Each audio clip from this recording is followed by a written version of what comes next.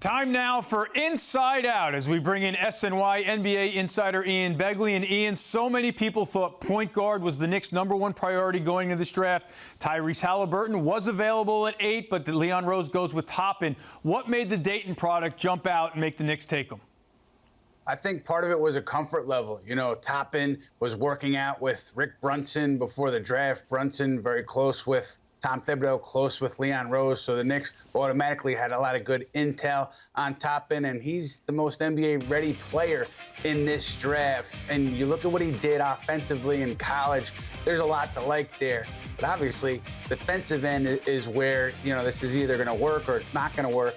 And it presents a good challenge, I think, for Thibodeau and the player development staff with the Knicks to see how much they can get out of Toppin on the defensive end. All right, you took my next question from me by saying he's the most NBA-ready player in the draft, 22 years old, a couple of years older than most of the other lottery picks. So what should the Knicks expect from him immediately as a rookie? I think he's going to score right away. I mean, you saw it in college. He's able to shoot the ball. He's able to attack the rim. I think those skills are going to translate immediately to the NBA. I think he's going to have an opportunity here to get a lot of minutes with this Knicks team. He's going to have an opportunity to spend time on the floor with R.J. Barrett, Mitchell Robinson. You know, we still don't know which way things are going to go in free agency, but I would expect no matter how it goes, these young guys are going to have the chance to get minutes under Tom Thibodeau. So Toppin is going to be able to produce on offense. Again, the questions are on the defensive end. It's going to be interesting to see how this coaching staff can kind of get Toppin to level up on that end of the floor. Well, certainly that's something Tom Thibodeau can do, working up a player on the defensive end. Now, as soon as we learned how to pronounce Leandro Balmaro's name, if I got that right, they trade that pick for Immanuel Quickley. You mentioned comfort level already. Certainly a player of Kentucky, they're very comfortable with him. But what jumps out about his skill set? Right, so he can shoot it, right, and he's fast. So he played for Kenny Payne at Kentucky last year.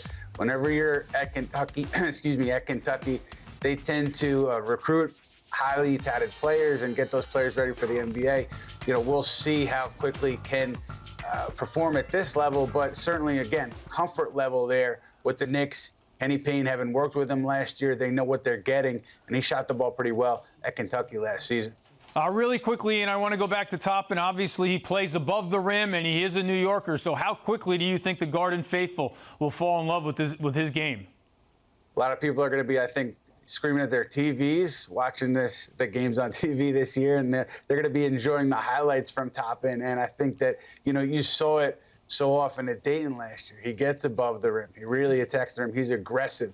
And the interesting thing here, Eamon, is you look at the position he plays, and you wonder what it means for players on this roster, like a Bobby Portis or a Julius Randle going forward, because, again, I think Toppin's going to get the chance to earn minutes next season.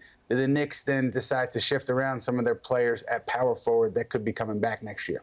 Certainly a great night, an emotional night for the Westchester native. Ian Begley, thanks for joining us here on Geico Sports Night.